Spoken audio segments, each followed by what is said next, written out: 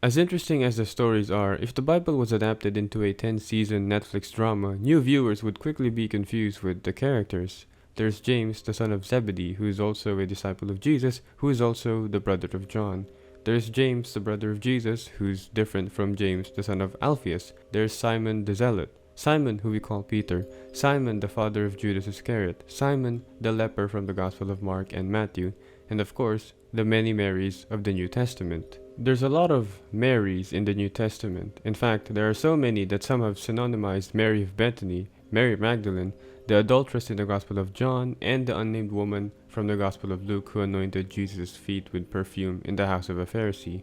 A lot of times, the story of the anointing in Bethany from John, which happens 6 days before the Passover, is believed to be the same story as the anointing in Mark and Matthew, which happens after Jesus enters the temple, maybe happening on Wednesday, the day before Jesus' arrest. The story of the sinful woman in Luke chapter 7 is interpreted to be different from the anointing in Bethany in John, Mark, and Matthew, despite sharing the same elements, and the absence of the anointing at Bethany story in Luke. Not to mention, in Luke 7, the Pharisee is named Simon, and in Mark 14, the house Jesus dines into is owned by a man named Simon as well. In John, however, it's Lazarus' house. I'll get back into this one later on. That's a lot of stories, so let's go from gospel to gospel and try to establish just how many Marys there are. In the Gospel of Mark, Jesus' mother, whom we know to be as Mary, is first mentioned in Mark 3, but she is not mentioned by name, and neither are his brothers. However, in Mark 6, Jesus is called the son of Mary. His brothers are named as well, which adds an extra layer of confusion for some, as they are named James, Judas, Simon, and Joseph. 3 of them share the same names with the disciples, which has actually led to some people believing that Jesus' own brothers were followers of his, but obviously that's not the case, at least not here in Mark. Many chapters later, in Mark 14, a woman is mentioned to be present in the house of Simon the leper in Bethany. However, she is not named. Fan favorite Mary Magdalene is not mentioned until the crucifixion in chapter 15. There she is accompanied by Mary, the mother of James the younger, and Joseph, who I think is the brother of Jesus. But then again, Mark doesn't specify that this Mary is the mother of Jesus. So, anyway, Salome is mentioned, and Mark tells us that there were many other women who went with Jesus to Jerusalem. In chapter 16, the same 3 women are mentioned. Matthew is nearly identical to Mark in a lot of ways, except in the burial in chapter 27, where the author mentions the other Mary, which some believe to be referring to Mary, the wife of Clopas, who isn't mentioned, by the way. Given that verse 61 is similar to Mark 15:47, perhaps they refer to the same character. In chapter 28, Mary Magdalene and the other Mary went to see the tomb. Here it's just 2 women instead of the 3 in Mark. In Luke, for the first time, Mary Magdalene is mentioned prior to the crucifixion. In chapter 8, the author mentions that women accompany Jesus, one of them being Mary Magdalene. In chapter 10, Jesus goes into an unnamed village to visit Mary and Martha. Note that this Mary is never called Mary Magdalene or Mary of Bethany. In fact, the term Mary of Bethany never occurs in the Bible. However, this story implies they are in the Galilean region, as in the Gospel of Luke, Jesus doesn't go back and forth from Judea to Galilee like in John. And in the same chapter, Jesus addresses Bethsaida, a town in Galilee. Also interesting is that Lazarus, who in John is their brother, is not present. So if we assume that this Mary is different, then this Martha is a different Martha as well.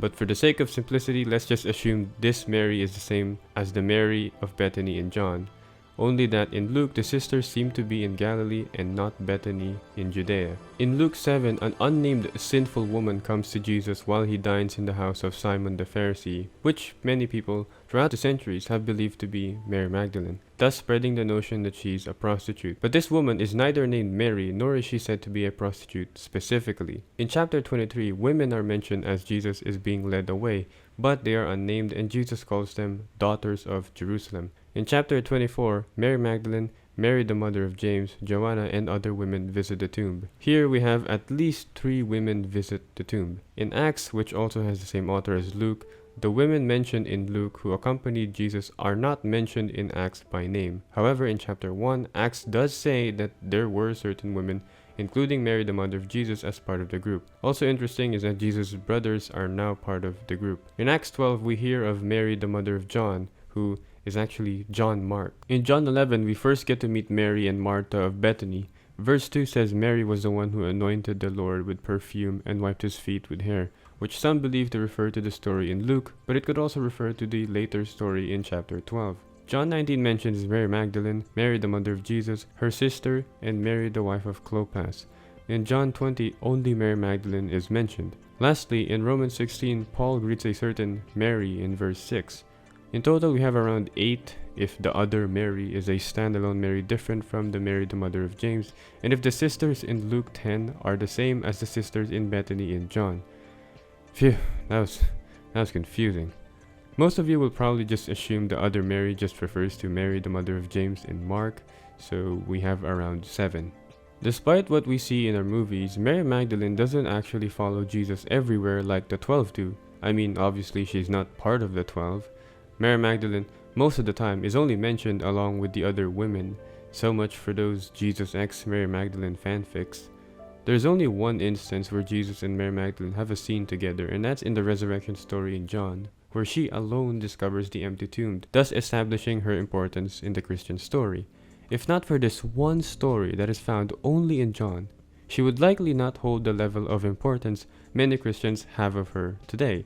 As in the other Gospels, at least more than one woman visits the tomb and encounters the risen Jesus. There have been traditions that synonymize Mary of Bethany and Mary Magdalene, which also synonymizes her with Mary, the sister of Martha in Luke 10. Look, I'm not saying they're the same people, but I've never seen them in the same room together. It's not clear that if in John the author intends for the two to be the same. However, whenever Mary Magdalene is mentioned, she always has that epithet, Magdalene, whereas Mary of Bethany is only called Mary, or Mary the sister of Martha and Lazarus. Anyways, I said I'll tackle the anointing story, so here we go.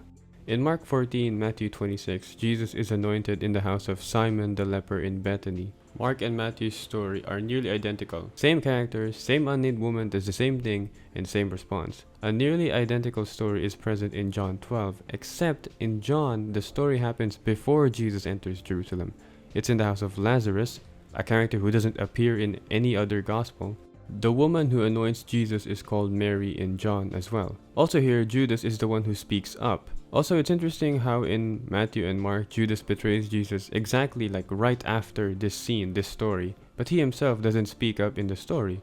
Meanwhile in John, Judas doesn't betray Jesus right after the story, yet he speaks up. Anyways, minor thing. This story from Matthew and Mark is actually the same story in Luke 7. As I said, the elements are very similar. It happens in the house of a man named Simon, except this man is a Pharisee, not a leper. It's in Galilee and not in Bethany, and it has an unnamed woman anoint Jesus. We've already established that Luke, at the very least, used Mark as a source. Gospels copying each other's stories or having similar stories are nothing new. Check out my other videos for that, or just Google the synoptic problem. Luke takes this story from Mark and reinterprets it to be about the forgiveness of sinners, while presenting the irony that the Pharisee isn't the one who anoints Jesus, who in the gospel is the son of David. In Matthew, Mark, and John, this story happens towards the end of the gospel before the crucifixion, and so it's about how the disciples will always have the poor to help, while they won't always have Jesus around. One of the major themes in Luke is the role reversal of the rich and the poor. We see this in the parables, such as the parable of the rich man and Lazarus, and Jesus' teachings. So it likely wouldn't sit right with the author of Luke to have Jesus going against the idea of selling the perfume which was used to anoint him. But at the same time, he runs into the conflict of what Jesus has said, that you will not always have him. So he places the story farther back when Jesus is in Galilee, when there's less urgency in the story. Anyways, that is all. This essay became longer than I wanted. Initially, I just wanted a Mary counter as I read the Gospels, but yeah, that didn't work out. Well, I hope you enjoyed it anyways. I'd like to say that nobody is obliged to agree with me here. If you have any thoughts, comments, I would love to hear what you have to say. I'd like to remind everyone as well that I am not approaching any of these from the point of faith, but as someone reading a book like I would any other book. So this is why I'm separating Luke's sisters from John's sisters in Bethany, for example. I'm trying to look at these books as their own, without any preconceived notions of intended harmony.